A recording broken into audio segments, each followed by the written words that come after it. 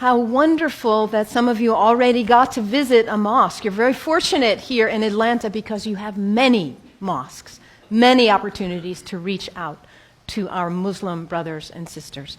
In the whole state of Vermont, where I hail from, we have one. So you have no reason to not visit. It's right around the corner from you. There are mosques everywhere. And it's important that we visit because Islam is the most misunderstood and the most maligned religion in the world today.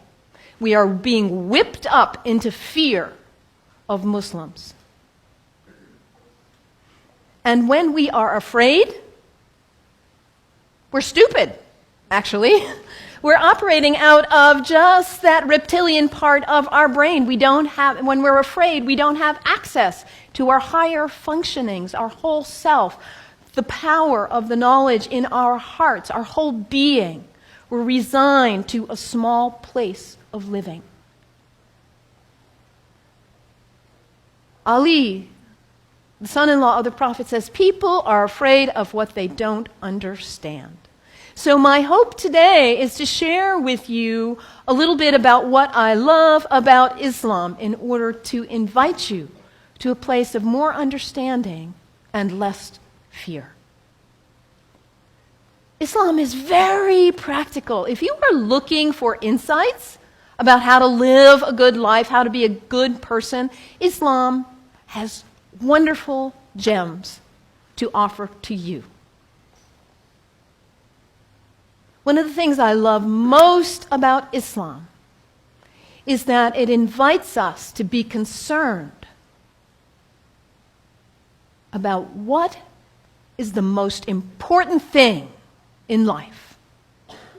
To get our priorities straight. What is it for you?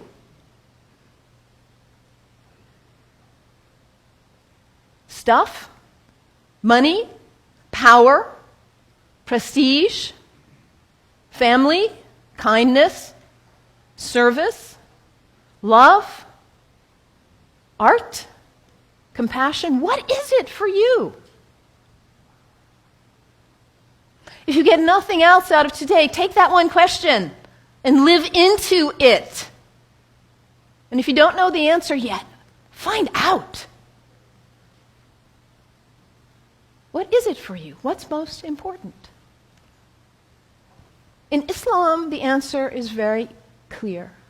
La ilaha illallah, Muhammadan Rasulullah. There is nothing but the source. God, the one. How did you say it, Anthony? That love which is greater than we can know. That's what matters. And Muhammad is his prophet. Is the prophet of love. La ilaha illallah, Muhammadan Rasulullah. And the thing about us humans, when we get that clarity, we know what's important. What do we do with that?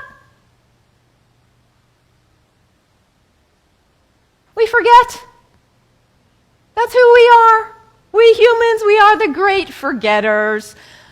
How many of you made a New Year's resolution back on January 1st? How are you doing with it now? Let's be honest. How were you doing January 7th? We get this high resolve and this clarity, and then we get caught up in all the distractions, all the things pulling our attention here and there, and we forget. That poet, Mary Oliver, says, what is it you plan to do with your one wild and precious life? What is it? In order to not waste our life, we need to regularly hit that reset button, come on back to center, to our heart, to what we know is really why we are here, what we know is really important. Regularly throughout the day, to stop and come back and say, well, let me check in and remember what matters so I don't waste my day or my week or my month or my life. And for Muslims, this is prayer, salat, It is the second pillar of Islam. The first pillar, la ilaha illallah, to know what matters. And the second pillar is to hit that reset button in order to regularly come back to center and remember what really matters. And for Muslims, this is not an activity in the head. It's an activity of the whole body. Allah Akbar, Allahu Akbar. Bismillah ar-Rahman ar-Rahim. Alhamdulillah, Rabbil Alameen. Ar-Rahman ar-Rahim. Malik Yawmiddin. Iyyaka na'budu wa iyyaka nasta'in. As-siratal mustaqim. Siratal ladhina an'amta 'alayhim. Ghayril maghdubi waladdallin. Amin. Allahu Akbar. Allahu Akbar. Allahu Akbar.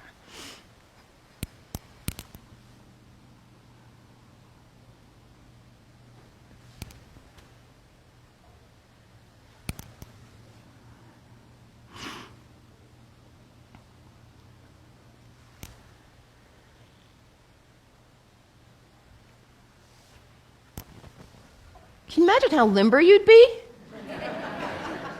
if you did that 17 times a day? And it's done in the direction of Mecca, northeast, more or less. To hit that reset button in order to come back, to hear that voice still and small, like we just sang about, to come back to what matters. So practical. I love that. The second pillar of Islam. Islam also reminds us to always be concerned about those who are less well off than ourselves. Over and over in the Quran it says, be concerned about the widows and orphans. Be generous. I brought some soup as a symbol of generosity, giving,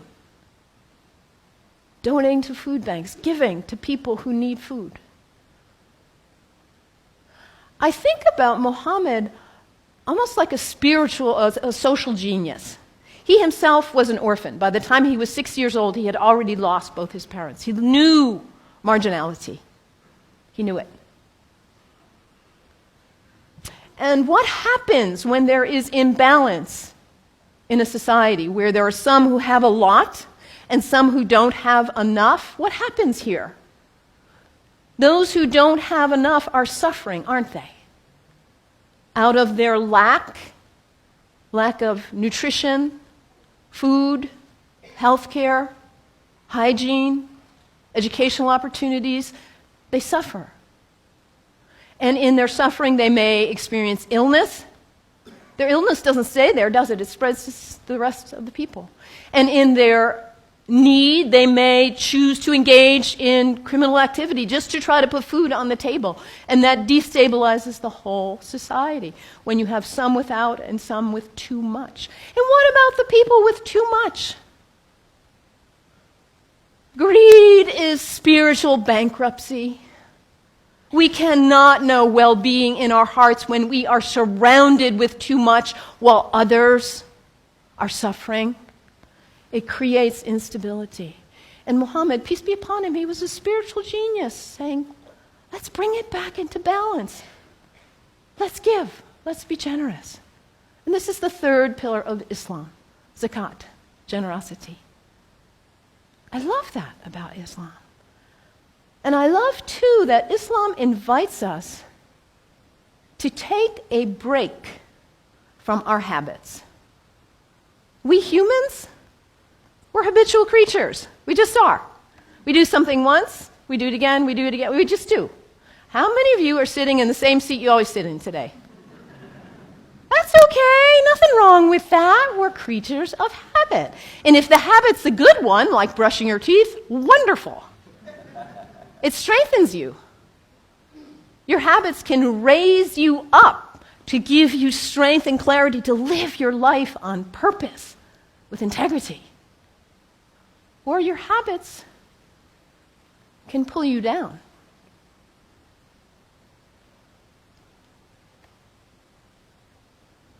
To take a break from your habits, because what happens when you try to take a break from your habit, when you try to stop reaching for whatever it is and you cannot? What is it for you? Coffee? Sugar? Alcohol? Drugs? Sex? Shopping? Your cell phone? Your tablet? Gossip? What is it for you, this behavior that you're caught in? You know it's not worthy of your best self, and yet there you are. It's addiction, isn't it? When we can't stop reaching for it, we can't stop doing it. And yet your life is so valuable, you matter. And to live your life on purpose and to cultivate the habits that raise you and strengthen you so you can be your most beautiful, best, loving, caring, giving self. So to take a break from your habits so you see who's in the driver's seat in your life. And put yourself back in the driver's seat. Whatever it is for you, there are other people in this room who have also struggled with addiction in this way and who have overcome it. You can get help. You can do it. Your life matters. It's valuable. This is the next pillar of Islam, fasting. Fasting not just from food, but fasting from other activities and behaviors as well.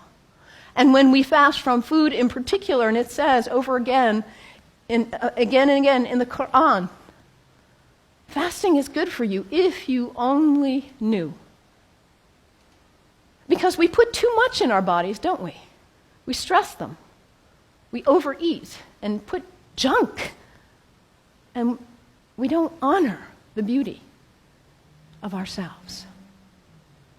And also, when we fast, hunger is not a theory in the head, it's an experience in the body when we fast from food, that feeling.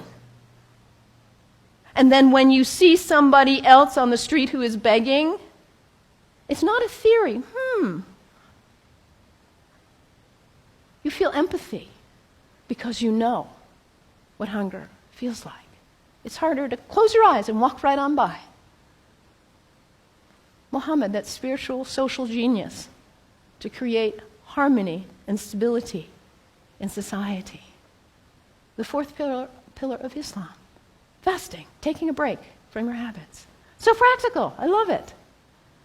And I also love about Islam that it encourages us to take a break from our location, to travel with intention, to recognize the power of space, the sacredness of space, and how the greats who have walked on this earth have blessed the earth with their presence, their breath, their thoughts, their actions. I know you are on the verge of a major decision about this sacred space for you. You have made this place sacred by your presence here. And as you perhaps choose to move on, you will perhaps make a new place sacred by your use and your love. The earth is sacred. Our places are sacred. And when we travel with intention, we are changed by it. This is the fifth pillar of Islam, pilgrimage. And for Muslims, the pilgrimage is to Mecca, which none of us will probably go there. But where is pilgrimage for you? My last name is Kennedy. My family is Irish. My parents have gone to Ireland. My mother says there are no words to express what it is like to walk in that place of our ancestors, of the great Celtic saints and sages. It may not be Ireland for you or Mecca, but where is it for you? Anybody been to Walden? The place where that great book was written? It's a place of pilgrimage for many of us. Anybody been to Transylvania? A place of pilgrimage for many of us. And what happens when we go? We leave our usual haunts. We travel with intention. We let ourselves be changed, be opened by new experiences, new interactions. And we come back and we are not the same. We look at our lives and we say, why was I doing that? I'm not going to waste my one wild and precious life on that. And we come back renewed, and with a new value, a new understanding of the sacredness of our location, the beauty of the earth. I love this about Islam. So practical. What's the one thing that matters in your life? Hit that reset button regularly so you come back to your purpose. And don't be self-centered. Be always concerned about others and their needs, those less well off especially. And recognize the sacredness of the temple of your body. Cultivate habits that are worthy of you, that lift you to the best of who you are. And recognize the sacredness of space and the gift of the ancestors, the sages, the saints, the prophets who have gone before us and held a beacon of example for us. Travel with intention. Let yourself be changed. The 5 pillars of Islam. What great practical advice for living your life on purpose. And yet, at the same time as all of what I've told you is true, the beauty of this great tradition, we are being whipped up into fear against Muslims and Islam. I have a dear friend, Rudy, who is a retired UU minister and a Sufi like myself. And about 7 years ago or so, he said to me, Malin, Rudy grew up in Austria under the rise of Hitler. He said, what I see going on in the world now in the United States reminds me of my childhood in Austria. And in that time, it was the Jews who were being maligned, and now it's the Muslims.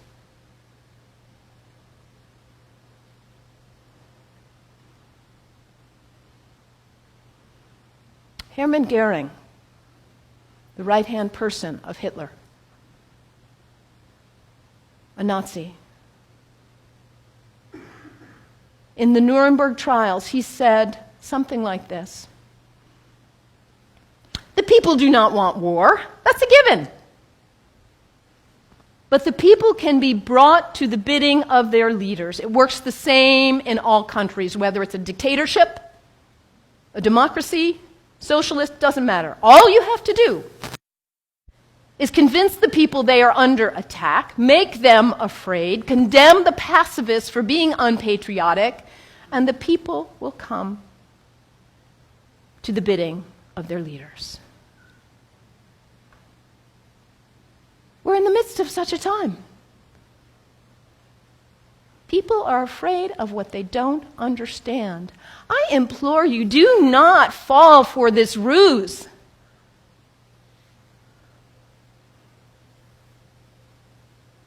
Because, as I said earlier, when we are afraid, we are stupid. We are relegated to a very small part of our mind. People who advocate violence are dangerous, whoever they are. Within Islam, guess what percent of Muslims, this is based on a Gallup study worldwide of Muslims, guess what percent of Muslims think violence is the way to go, is an appropriate response to what's going on? Less than 1%. This is really accurate social science research. And this less than 1% of Muslims who advocate violence are getting 75% of the media coverage. This less than 1%, yes, they are dangerous. The fringe in any religion is dangerous, whether they are Christians or Jews or Sikhs, whoever. Folks who feel compelled to use violence. This minority in any religion is dangerous. When we hear about Christians, we know not to equate the minority who would bomb an abortion clinic with all of Christians. The same is true with Islam. This less than 1% who would advocate violence, they do not speak for Islam. The people who speak for Islam are the people who are most concerned about living life on purpose. Not wasting your wild, precious life, but hitting that reset button, coming back to center. Being concerned about justice and everyone's needs. The true Muslims are the people who recognize the temple of the Holy Spirit, which is our body, and cultivate life and living and habits that are beautiful and worthy. The true Muslims are the people who respect the earth and the prophets from all traditions. So I implore you, you've got Muslim neighbors all around. Go visit. Make friends. Do not let yourself fall into this trap of being afraid of what you do not know. And take the example from the great tradition of Islam and live your one wild and precious life on purpose. May it be so. May it be so. Blessed be. Amen.